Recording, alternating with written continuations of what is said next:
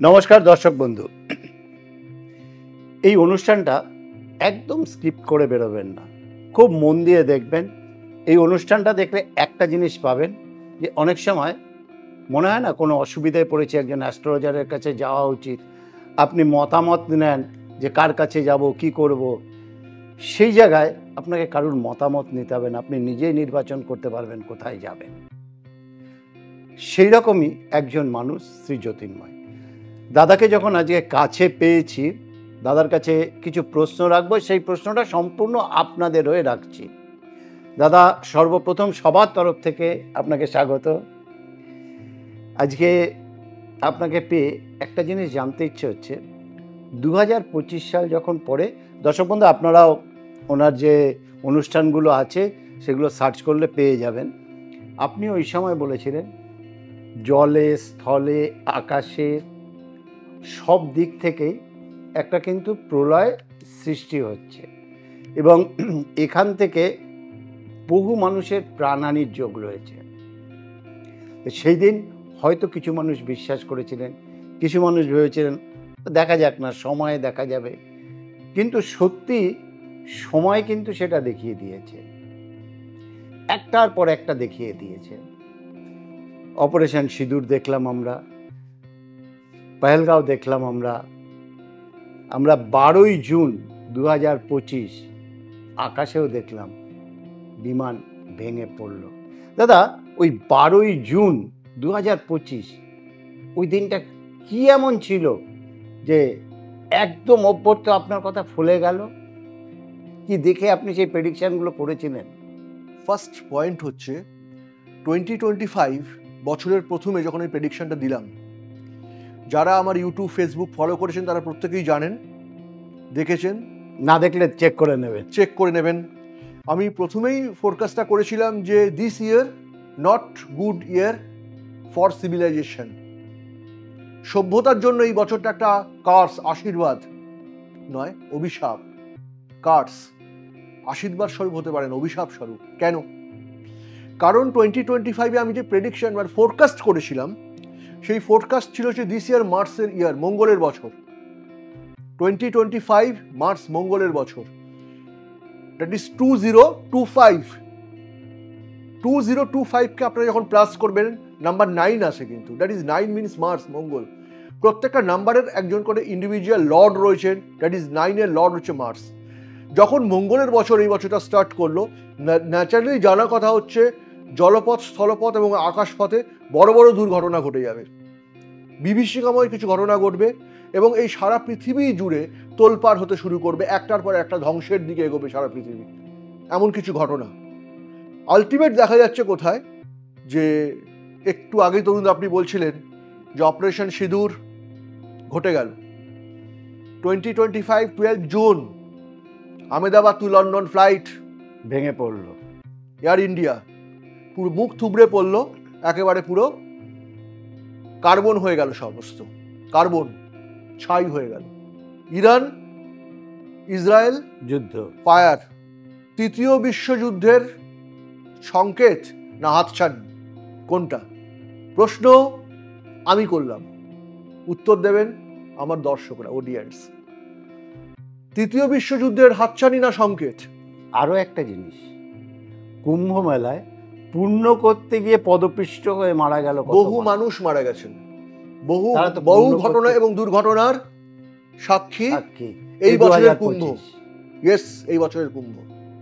তো সুতরাং 144 বছর পর এত মহাকুম্ভের মহাযোগ থাকা সত্ত্বেও এই বছর একটার পর একটা বিপর্যয়, দুর্ঘটনা কেন ঘটে যাচ্ছে, তার পেছনে সবচেয়ে বড় কারণ, রিজন অ্যান্ড এক্সাম্পল দুটোই যদি বলা হয়, নাম্বার 9 মার্সের ইয়ার এই বছরটা, মঙ্গলের বছর যে মুহূর্তে শুরু হয়েছে, ঘটনা ঘটছে আগামী, যতক্ষণ না 31 ডিসেম্বরে এন্ড, দিস ইয়ার এন্ড হচ্ছে, দেখে যাবেন এখনো যে রেস্ট অফ টাইম আপনাদের হাতে ব্যালেন্স রয়েছে, একটার পর একটা ঘটনা এবং দুর্ঘটনা ঘটতে থাকবে। দাদা, আপনি যখন কত বড় বড় ঘটনা এবং দুর্ঘটনা ঘটতে এখনো বাকি আছে সেটা অনেকেই ভাবতে পারছে না, কিন্তু ঘটনা ঘটবে। ঘটেছে, ঘটছে, ঘটবে, ওয়েট করছে এখন অনেক বড় বড় ঘটনা ঘটার, কারণ মার্সের ইয়ার কাউকে ছেড়ে কথা বলবে না, একটার পর একটা দুর্ঘটনা ঘটে যাবে। আপনি যখন এটা বলছেন না, এই যে 2025 নয় মঙ্গলের বছর, আমি ক্যালকুলেশন করছিলাম দাদা 16 জুন 2025, আপনি দেখুন যোগ করে 9 12 জুন 12 জুন 2025 9 আসছে, কারণ 1 + 2 that is 3, June means 6, 3 + 6 9, and 2025 9, 9 + 9 18, 1 + 8 9, সেই that is 9. সেই মঙ্গলের ইয়েতেই অমঙ্গল চলে এলো। ইয়েস, ঘটনা, ফ্যাক্ট। আচ্ছা, এখানে তো আবার আরেকটা জিনিসও আমরা পেয়েছি, অতগুলো প্লেনের যাত্রী মারা গেলেন, কিছু ডাক্তারবাবু তারা টিফিন করতে এসেছিলেন, তারা চলে গেলেন, কিন্তু একজন ব্যক্তি যিনি ওখান থেকে ছিটকে পড়ে হাঁটতে শুরু করলেন, এটাও তো, এটা কেন ঘটলো? Very interesting point. এটা কেন ঘটলো? আর তার সঙ্গে আর একটা ঘটনা ঘটেছে, ভাগবত গীতা অক্ষত অবস্থায় পাওয়া। ভাগবত গীতা অক্ষত অবস্থায়, এটা ইউটিউব ফেসবুকে আপনারা অনেকেই দেখেছেন। ভাগবত গীতা সত্যি, এটা ফ্যাক্ট ঘটনা, ভাগবত গীতা অক্ষত অবস্থায় পাওয়া গেছে। ঘটনাটা হচ্ছে কোথায়? ঘটনাটা হচ্ছে যে ব্যক্তি অক্ষত ইনজিওর হয়েছে, অবশ্যই ইনজিওর হয়েছেন ভদ্রলোক, কিন্তু ফিরে এসেছেন, লাইফে ফিরে এসেছেন সেই জায়গায় যেখানে একটা লোক ফিরতে পারেনি। ইয়েস, তার দাদা পর্যন্ত তার শেষ হয়ে গেছে। তার পেছনে উত্তর একটাই, উত্তর দুটো নয়, উত্তর একটা, উত্তর দুটো নয়, সেটা হচ্ছে তার জীবনের কর্ম এবং কর্মফল। এমন কিছু কর্ম শুধু এই জীবনে দিয়ে, এই জন্ম দিয়ে হয় না, তার পাস্ট অ্যান্ড পাস্টের যে লাইফগুলো থাকে, প্রিভিয়াস যে তার জন্মগুলো ঘটে গেছে লাইফে, তার সেই জন্মগুলোর সঙ্গে ডেবিট ক্রেডিট প্লাস মাইনাস করে এই জন্মর প্লাস মাইনাস করে যে অঙ্কের হিসাবটা, সেটা এমন একটা জায়গায় ছিল, তার এমন কিছু ভালো কাজ ছিল, এমন কিছু পূর্ণ কর্ম ছিল, যে পুণ্যের বলে, কর্মের বলে সে ফিরে এলো, বাকি সবাই ডিস্ট্রয় হয়ে গেল। আর ভাগবত গীতা সম্পর্কে কোনো কথাই আসতে পারে না। ভাগবত গীতা তো ন্যাচারালি একটা ভেরি ভেরি ভেরি অসপিসিয়াস বুক, এর থেকে পবিত্র ধর্মগ্রন্থ আর কি আছে সারা পৃথিবীতে? তা সেই জায়গায় ভাগবত গীতা, যেখানে স্বয়ং শ্রীকৃষ্ণ অর্জুন রয়েছেন, সে তো সেটা ন্যাচারাল করছে, সেখানে কোনো কথা সে অক্ষত অবস্থায় থাকবে। তাহলে আরেকটা জিনিস আমার মাথায় আসছে, তাহলে আমাদের জীবনটা সমুদ্রের মতো। তার কারণ দেখুন, আমরা পুকুরে যদি কিছু ফেলি ডুবে যাবে, গঙ্গায় কিছু ফেলি ডুবে যাবে, সমুদ্রে কিছু ফেললে, এখানে ফেললে বেশ কিছু কয়েক মাইল দূরে গিয়ে সে কিন্তু রিটার্ন করে নেয় না। তাহলে আমরা যদি ভালো কাজ করি, তাহলে এক্স পাওয়ার আমরা যাকে বলি, সেখান থেকে তাহলে কি রিটার্ন করে, আবার খারাপ করলেও রিটার্ন করে 100%। সমুদ্রের যে আপনি কথাটা বললেন, সমুদ্র হচ্ছে স্বয়ং শ্রী বিষ্ণুর প্রতীক বা রূপ, স্বয়ং শ্রী বিষ্ণু নারায়ণের একটা রূপ হচ্ছে সমুদ্র, জগন্নাথ দেবের একটা রূপ হচ্ছে সমুদ্র, তাই তো? একদম। এবং এই যে সমুদ্র কোনো কিছু নেয় না, সব কিছু ফিরিয়ে দেয়, এটা হচ্ছে আইজ্যাক নিউটনের third law. That is Isaac নিউটনের third law. Every action there is an equal and opposite reaction. প্রত্যেক ক্রিয়ার একটা বিপরীত প্রতিক্রিয়া রয়েছে। আপনি বলটা যেভাবে থ্রো করলেন, ঠিক বলটা সেভাবে আপনার দিকে রিটার্ন আসবে। সমুদ্রে আপনি যে জিনিসটা আপনার হারিয়ে গেল বা চলে গেল, সমুদ্র ঠিক সেভাবে আপনাকে রিটার্ন দেবে। ভালো, আপনার জীবনের কিছু পুণ্য খারাপ সমুদ্রে হারিয়ে গেল, সমুদ্রের জলে মিশে গেল, সেই খারাপ ভালো জিনিসটা, পুণ্য জিনিসটা আপনার জীবনে ঠিক সেভাবেই কিন্তু রিটার্ন আসবে। কিছু খারাপ জীবনের কিছু অভিসন্ধি, কিছু খারাপ দুর্বুদ্ধি সেইভাবে সমুদ্রের সাথে মিশে গেল, সে কিন্তু সেইভাবেই সেই নেগেটিভিটিটাকে রিটার্ন দেবে। তাহলে পজিটিভিটি রিটার্ন যেভাবে আসবে, আপনার লাইফে নেগেটিভিটি সেইভাবেই আসবে। সমুদ্র তার শিক্ষা দেয়। আইজ্যাক নিউটন থার্ড ল, সমুদ্র থেকে শিক্ষা পেয়েই হয়তো আইজ্যাক নিউটন এই লটা অ্যাপ্লাই করেছেন এবং আবিষ্কার করেছেন। মেবি রাখলাম। আচ্ছা, এবার আরও একটা জিনিস আপনার কাছে জানতে ইচ্ছে হচ্ছে।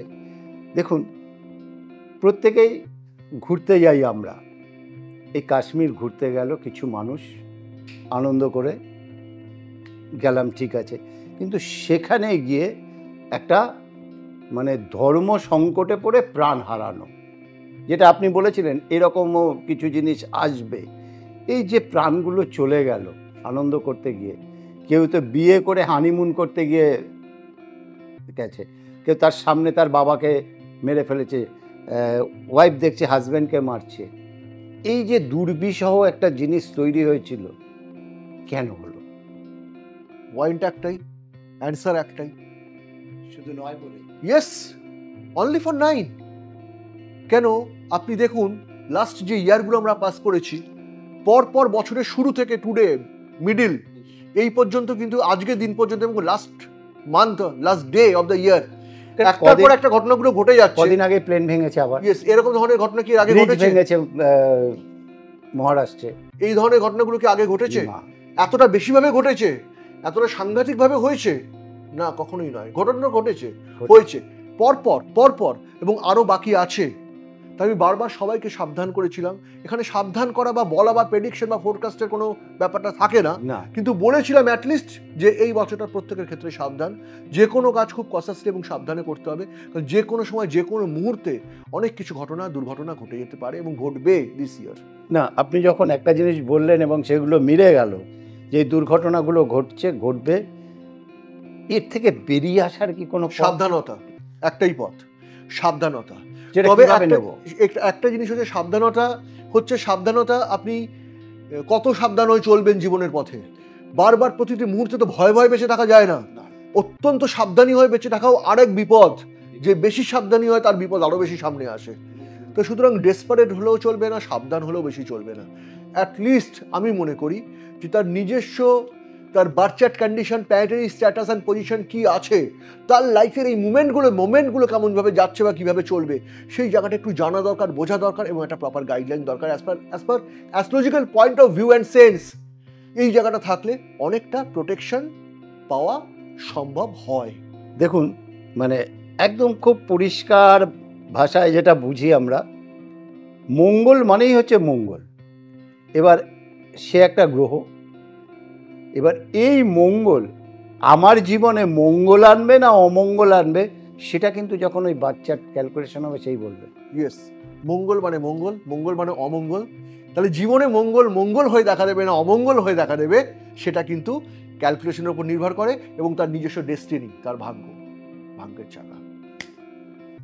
দারুণ বিষয়টা নিয়ে আমরা জানলাম এবং আমি আরও একটা বিষয় নিয়ে জানবো, তবে যেহেতু আজকে সময় তো নেই, পরবর্তী অনুষ্ঠানে জানবো। কিন্তু তার আগে প্রত্যেককেই বলবো চ্যানেলটা, অনুষ্ঠানগুলো দেখুন, লাইক শেয়ার সাবস্ক্রাইব করুন। আর দর্শক বন্ধু, এই অনুষ্ঠানগুলো দেখলে আপনারাই নির্বাচন করতে পারবেন কোথায় গেলে সঠিক পথ পাবেন এবং আপনারাই বলে দিতে পারবেন এই মানুষটির কাছে যান, আপনিও ভালো থাকবেন।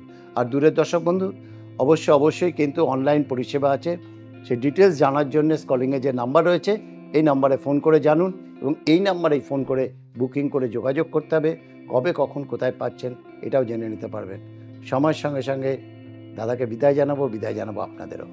নমস্কার।